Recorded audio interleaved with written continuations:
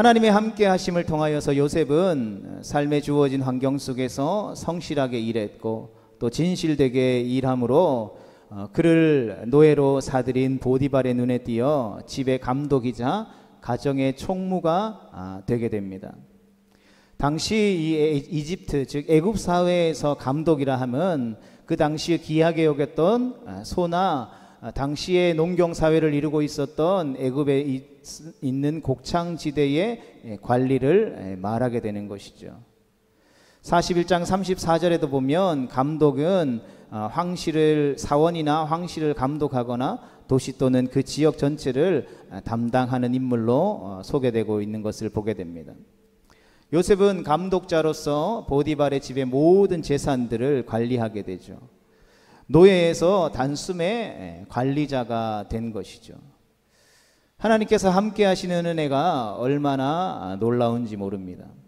요셉은 말도 잘 통하지 않고 문화도 다른 애굽에 온 지 얼마 지나지 않았음에도 불구하고 하나님과 함께 하심을 통하여서 놀라운 복을 받게 된 것입니다. 하지만 이것도 잠시 이내 큰 시련이 요셉에게 찾아오게 되죠.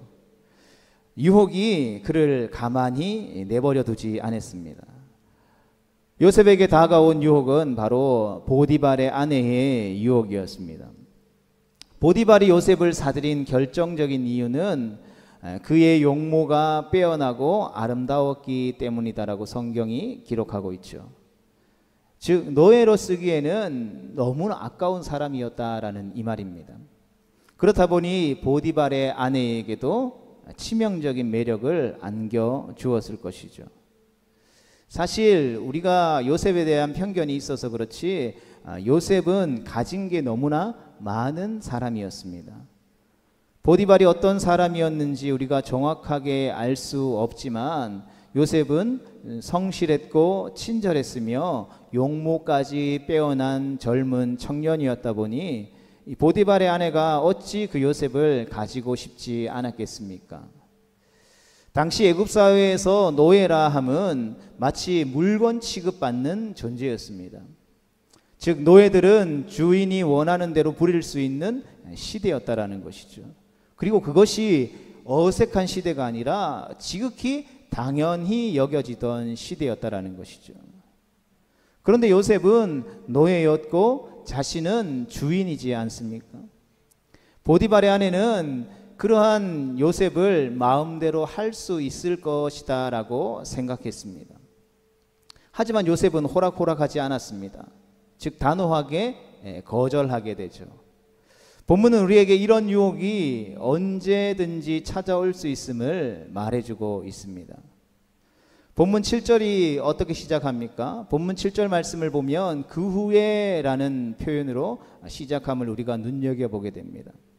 여러분 그 후라는 때는 언제입니까? 요셉이 감독자가 된 이후라는 것이죠. 요셉은 현재 완전한 성공을 이룬 것이 아니라 성공을 향해 달려가고 있는 중이었습니다. 요셉이 성공이라는 발판을 디뎠을 때에 그를 향해 유혹이 찾아왔던 것이죠. 더 크고 더 확실한 성공을 가져올 수 있을 것 같은 미끼가 요셉에게 찾아왔다라는 말입니다.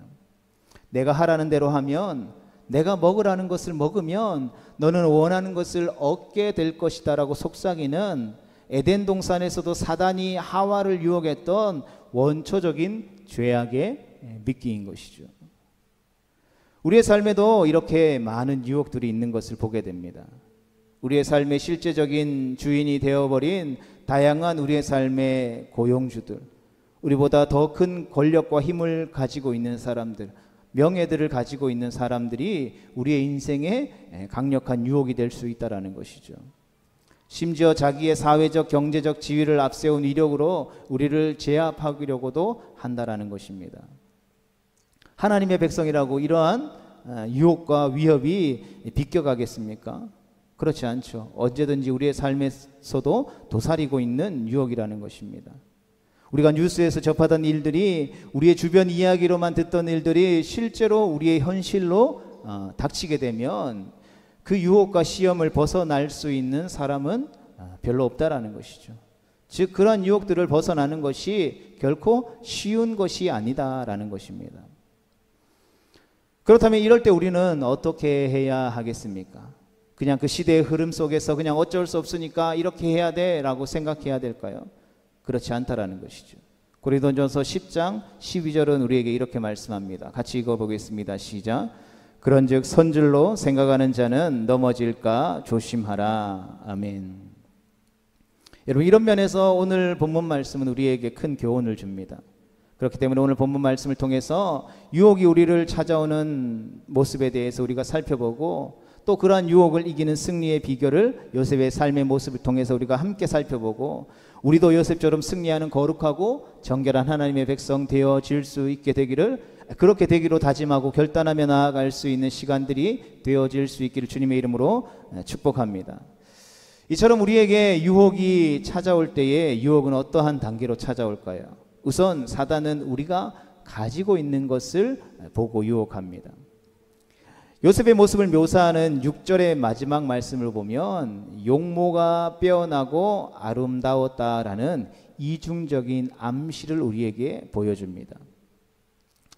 요셉은 보디발이 보기에 충직하고 성실한 일꾼으로 매우 좋았을 뿐만 아니라 보디발의 아내가 보기에도 음욕을 불러일으킬 만큼 멋지고 아름다운 청년이었다라는 것이죠.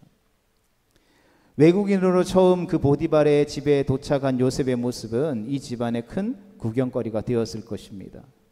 노예이긴 하지만 어디엔가 모르게 매력이 있었을 것이고, 훌륭한 교육과 성품에서 보이는 기품도 있었을 것이 분명합니다. 단순히 외적으로 풍기고 보이는 것만이 그 사람의 모든 것을 결정하는 것은 아니기 때문이죠.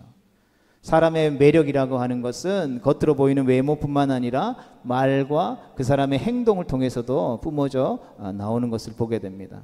우리가 어떤 사람을 보고 그 사람을 평가할 때에 그 사람의 매력은 이런 것이다 라고 정의 내릴 때에 단순히 얼굴이 잘생기거나 예쁜 외모를 가지고만 있는 것을 가지고 이야기하지 않죠. 그 사람이 말하고 있는 말의 투, 그 음성에서 뿜어져 나오는 힘, 그리고 그 사람의 얼굴에서 나타나는 표정이나 그 사람의 몸짓 하나하나에서 나오는 행동들을 우리가 모두 살펴보게 되죠. 외모와 성품에서 나오는 요셉의 매력 앞에서 보디발의 아내는 한없이 무너졌을 것입니다. 아마도 남편이었던 보디발에게서는 느껴보지 못한 무엇인가가 있지 않았을까 생각해 보게 되는 것이죠.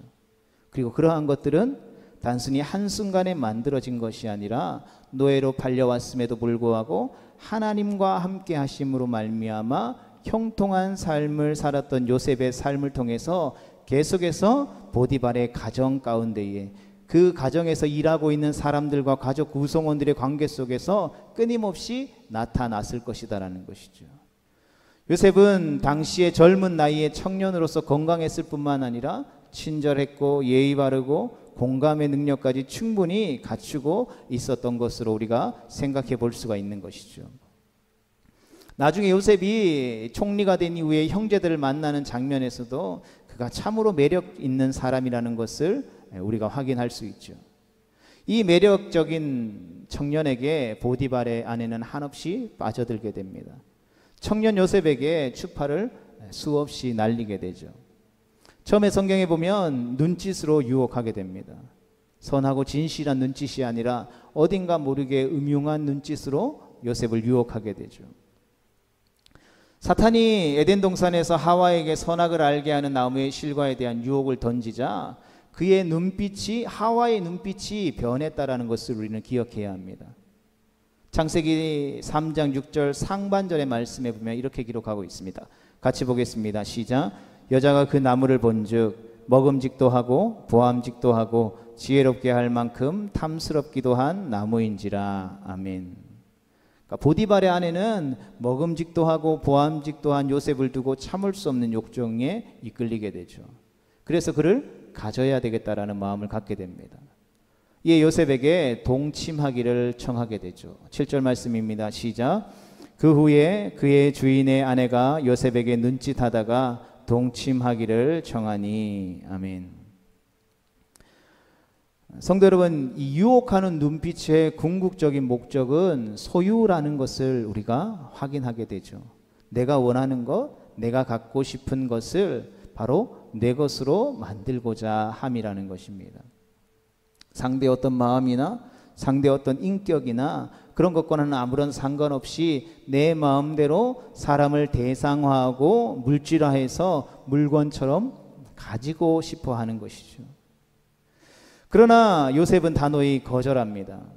물건은 집어서 우리가 그 물건에 대한 대가를 지불하면 되지만 인격체라고 하는 것은 우리의 마음대로 할 수 있는 것이 아니기 때문인 것이죠. 그러나 그럼에도 불구하고 유혹이라고 하는 것은 포기하지 않는 끈질김의 속성으로 함께 하는 것을 보게 됩니다. 8절에 보면 요셉이 여주인의 요구를 거절하지만 10절의 말씀을 보면 그녀는 날마다 유혹했다라고 기록하고 있는 것을 보게 됩니다. 10절 말씀 같이 보겠습니다. 시작. 여인이 날마다 요셉에게 청하였으나 요셉이 듣지 아니하여 동침하지 아니할 뿐더러 함께 있지도 아니하니라. 아멘.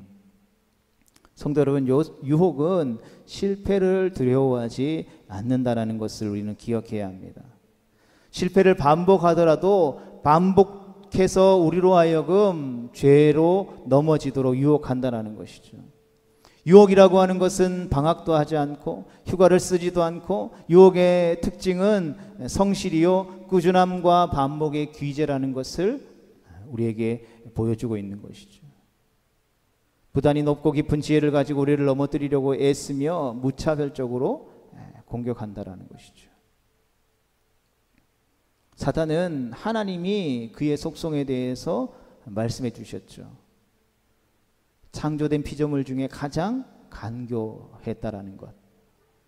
그래서 우리가 신앙생활을 하다가 보면 어떤 유혹을 맞닥뜨렸을 때 내가 믿음으로 이 유혹을 물리쳤다, 난 승리했다 하고 우리의 신앙생활이 끝, 이것이 아니라는 것을 우리는 주님 앞에 서는 그날까지 죄의 유혹이라고 하는 것이, 죄의 시험이라고 하는 것이 우리를 향하여서 쉬지 않고 꾸준하고 반복적으로 우리를 공격한다라는 것을 우리는 잊지 말아야 하는 것입니다. 요셉도 마찬가지였을 것 같습니다. 요셉은 이 공격을 수없이 받았다라는 것이죠.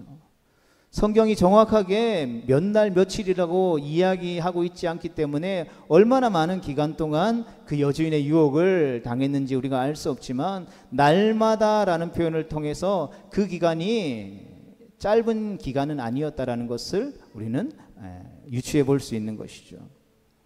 그럼에도 불구하고 요셉의 노력은 눈물겹습니다. 10절의 마지막을 보면 함께 있지도 아니했다라고 기록하고 있는 것을 보는 것이죠. 보디발의 아내는 수도 없이 때를 가리지 않고 요셉을 유혹했습니다. 그러나 자기에게 돌아오는 것은 무엇이었습니까? 자신이 물건처럼 여기는 아무것도 아닌 보잘것없는 저 노예가 자신을 계속해서 거부하니 그의 여주인에게 찾아온 것은 수모뿐이었다라는 것이죠. 이제는 자기를 보지도 않으려는 요셉을 어찌해야 할 것인가 고민했을 것입니다. 그리고 한 가지 방법을 찾게 되죠. 변하지 않는 사실, 요셉이 아무리 보디발의 총애를 한 몸에 받는다라고 해도 요셉의 신분은 노예요, 본인은 그 주인인 이라는 사실인 것입니다. 노예는 어떠한 존재입니까? 주인이 시키는 일을 해야만 하는 존재라는 것이죠. 따라서 요셉이 빠져나갈 수 없도록, 저항할 수 없도록 장치를 마련하고 덤벼들면 되는 것입니다. 보디발의 아내는 이 일을 성공시키기 위해서 치밀한 작전을 세우게 되죠. 그리고 결전의 디데이가 이르게 됩니다. 이날에 모든 집안의 사람들을 시켜서 집을 비우도록 지시하죠. 아무것도 모르는 요셉은 평소처럼 그의 일을 하러 그 여주인의 집으로 들어갔더니 그 집 사람들은 하나도 없다라는 것을 발견하게 됩니다. 11절의 말씀을 같이 보겠습니다. 시작. 그러할 때에 요셉이 그의 일을 하러 그 집에 들어갔더니 그 집 사람들은 하나도 거기에 없었더라. 아멘. 요셉이 당황했지 않겠습니까?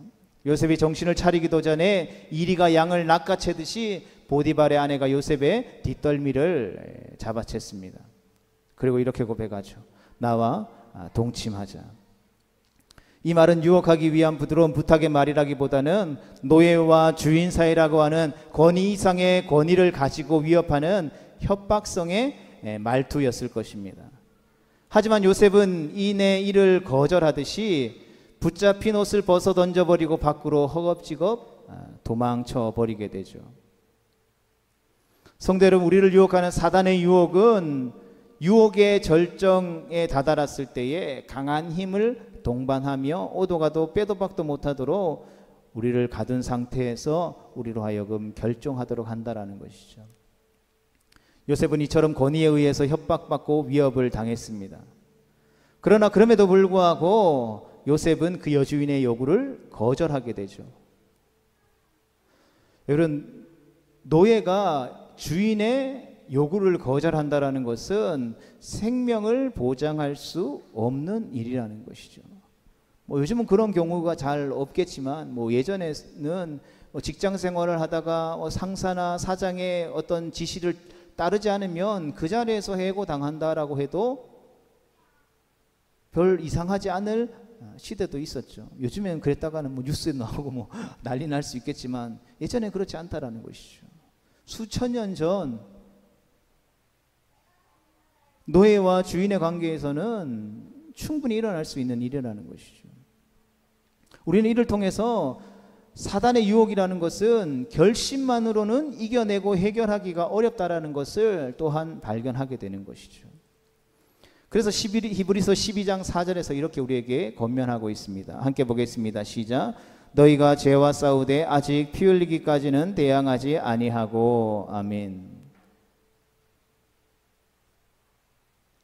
초대교회의 성도들 향한 히브리서의 말씀인 것이죠. 신앙생활 열심히 하고 주어진 삶에서 최선을 다해서 살아가지만 뭐라고 말합니까? 너희가 죄와 싸우되 아직 피 흘리기까지는 대항하지 아니했다라는 것입니다. 죄와 싸우고 있는 것을 너무나도 잘하고 있어. 믿음으로 살아가려고 삶에서 노력하는 거 너무나도 잘하고 있어. 그러나 너희의 믿음의 싸움이 거기에서 끝나는 것이 아니라 무엇이 기다리고 있다라고 말하고 있는 것입니까? 피를 흘리는 일이 필요하다라는 것을 이야기하고 있는 것이죠. 특별히 우리가 무엇인가를 얻었다라고 하는 순간이 올 때에, 그런데 지금까지 얻었던 그 모든 것들을 포기해야만 이겨낼 수 있을 때 유혹을 뿌리치는 결정을 하기란 사실 너무나도 힘든 일이라는 것입니다. 만약 우리가 우리의 인생에 있어서 우리의 삶의 모든 것을 부정하고 모든 것을 포기해야 하는 그 결정의 순간이 주어진다라고 한다면 과연 우리는 어떤 결정을 내릴 수 있을까요? 하나님을 선택하고 하나님을 결정할 수 있게 되기를 주님의 이름으로 축복합니다. 보디발의 아내의 치밀했던 계획은 실패로 돌아갑니다. 그러자 그녀의 유혹은 이제 분노로 바뀌게 되죠. 그녀는 감히 내가 누구인데 노예인 주제에 나를 이리도 욕보이냐라고 하듯 대노하면서 요셉을 이제는 강간 미수범으로 고발하기에 이릅니다. 그를 고발할 증거는 비명과 그의 겉옷이었습니다.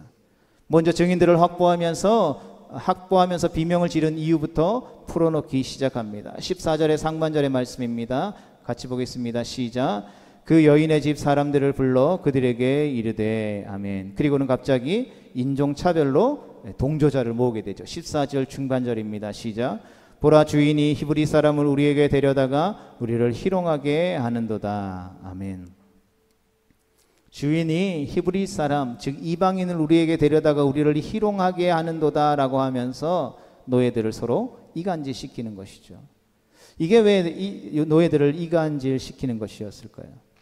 이 보디발의 아내는 요셉과 다른 노예들을 구분하면서 평소 가지고 있었던 요셉에 대한 감정들을 폭발시키게 되죠.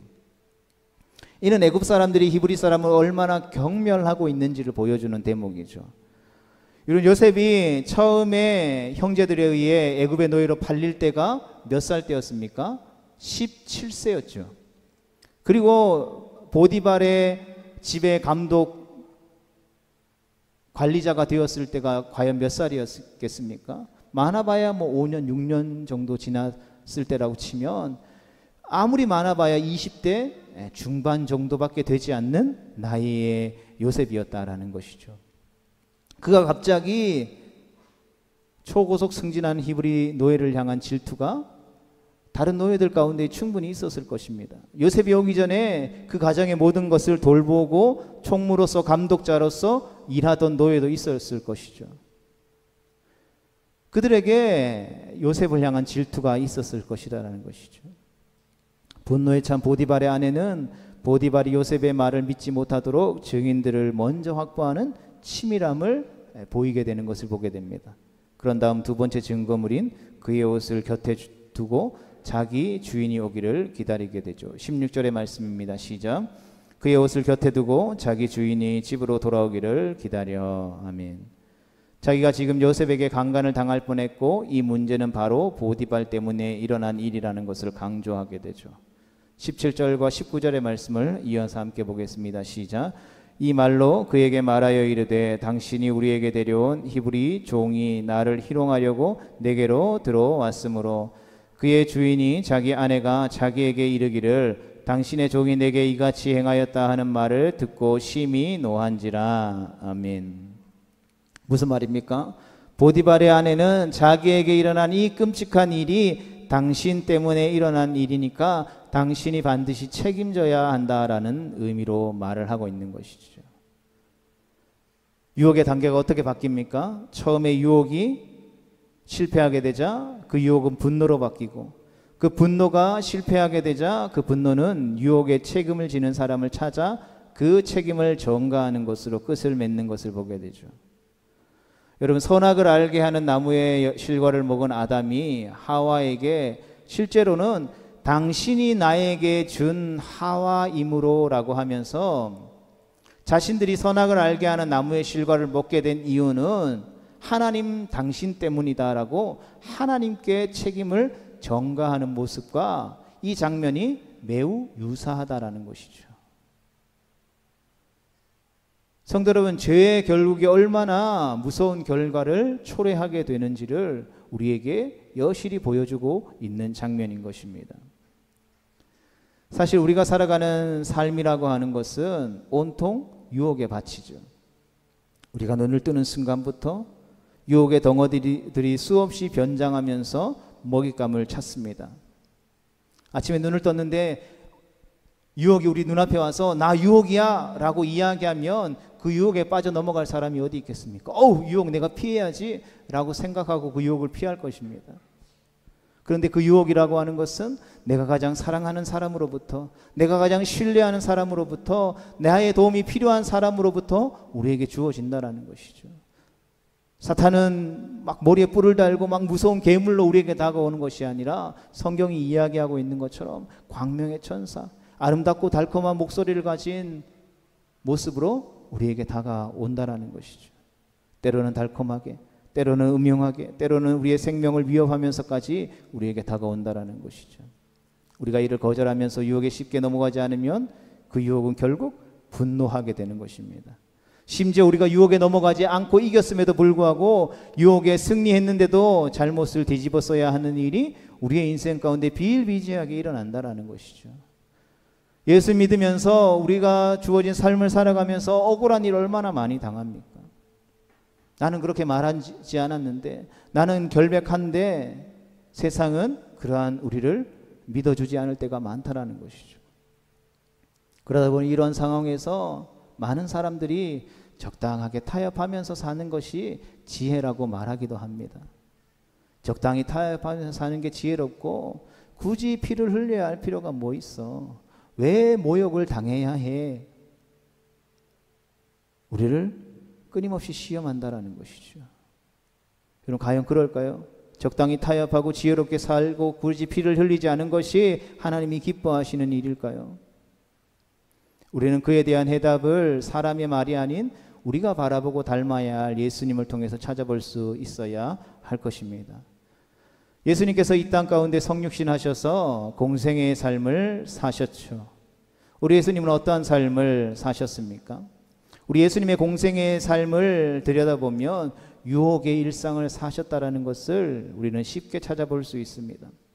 예수님은 공생의 사역을 시작하시기 전에 40일간 금식하며 이 공생의 사역을 준비하셨을 때에 사단의 유혹이 있었죠. 그때 예수님은 말씀을 의지하여 그 유혹을 이겨내셨습니다.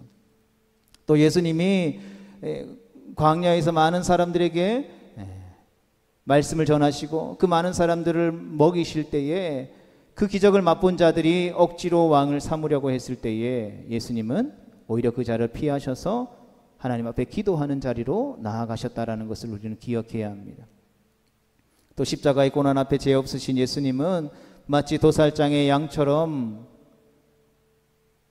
찢김과 피 흘림을 당하셨지만 침묵하심으로 주님의 뜻을 다 이루셨다라는 것이죠. 성대로 이렇듯 우리가 평안할 때이든지 성공의 때이든지 우리가 가장 어려울 때이든지 유혹은 항상 우리를 찾아온다라는 것입니다. 찾아와서 우는 사자처럼 삼킬 자를 찾는다라는 것이죠. 그럴 때마다 우리 예수님은 어떻게 했습니까? 그 유혹에 어쩔 수 없으니까, 내가 피 흘릴 수는 없으니까, 만왕의 왕인 내가 그 유혹에 피를 흘리고 억울함을 당하고 고난을 당할 수는 없으니까 적당히 타협하면서 살아야지라고 하셨습니까? 그렇지 않다라는 것이죠.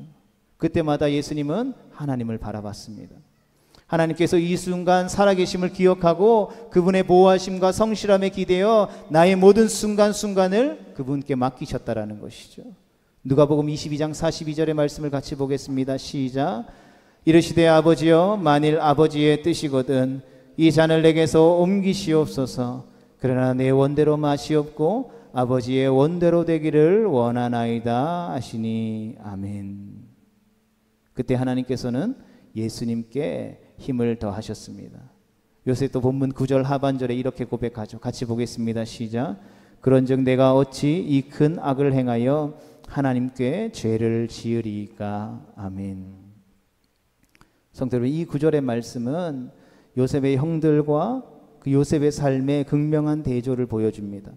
35장에서 육체적인 장남인 르우벤과 38장에서의 실제적인 장남인 유다는 유혹하는 자와 함께 적극적으로 동행하는 모습을 보여주지만, 요셉은 그 유혹을 넘어서서 하나님과 동행하는 성도의 참된 모습을 우리에게 보여주고 있는 것이죠.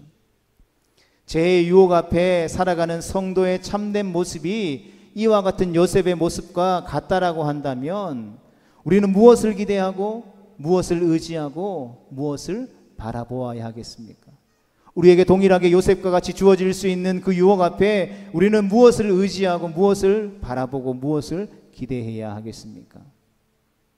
예수님처럼 우리와 항상 함께 하시는 임마누엘의 하나님을 기대하고 의지하고 바라보아야 하는 줄로 믿습니다. 그리고 이를 통해 우리는 무엇을 기억해야 합니까?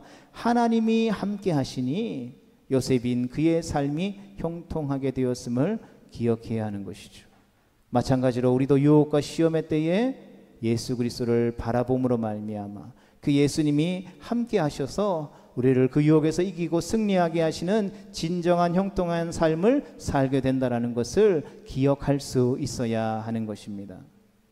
마찬가지로 38장에서 유다가 39장의 요셉과 비교된다면 38장의 다말은 39장의 보디발의 아내와 비교되는 것이죠. 두 여인 모두 이방 여인이었습니다. 유다와 요셉을 유혹하는 공통점을 가지고 있었습니다. 하지만 유혹의 이유가 전혀 달랐던 것이죠. 다말은 언약 공동체의 일원으로서 함께 하시기 위해서 가장 사회적으로 약자였던 모습으로 가장하여서 언약의 실을 확보하고자 단 한 번 유다를 유혹하여 동침했다면, 보디발의 아내는 자기의 지위와 자기의 힘을 이용해서 지속적인 성적인 욕망을 채우기 위해 요셉과의 동침을 원하게 되었다라는 것이죠. 이를 통해 다말은 하나님을 받아들이는 예수 그리스도를 자신의 구주로 영접하는 언약의 여인이 되었지만, 보디발의 아내는 언약을 파괴하고 타락시키려는 사탄의 도구로 전락할 뿐이었다라는 것입니다. 그리고 계속되는 이스라엘의 역사 속에서도 이러한 대조들은 끊임없이 반복되어져서 우리 가운데에 나타나고 있다는 것을 우리에게 보여주고 있는 것입니다. 사랑하는 성도 여러분, 우리에게 다가오는 죄의 유혹의 정체는 너무나도 분명합니다. 그 유혹은 끊임없이 우리로 하여금 하나님으로부터 우리를 떠나게 하느냐, 아니면 우리로 하여금 하나님 앞에 머물게 하느냐의 유혹인 것이죠. 우리가 이러한 유혹 앞에서 기억해야 될 것은 예수님께서 우리에게 말씀하셨던 것, 하나님과 동행하는 삶이 복되다라는 이 약속의 말씀을 우리는 기억할 수 있어야 하는 것입니다. 그러기에 하나님과 동행하지 못하게 하는 죄의 유혹들로부터 우리가 벗어날 수 있게 되기를 주님의 이름으로 축복합니다. 벗어나서 임마누엘의 하나님을 기억함으로 그분과 언제나 동행하는 거룩하고 복된 삶을 살아가게 될 수 있기를 주님의 이름으로 축복합니다.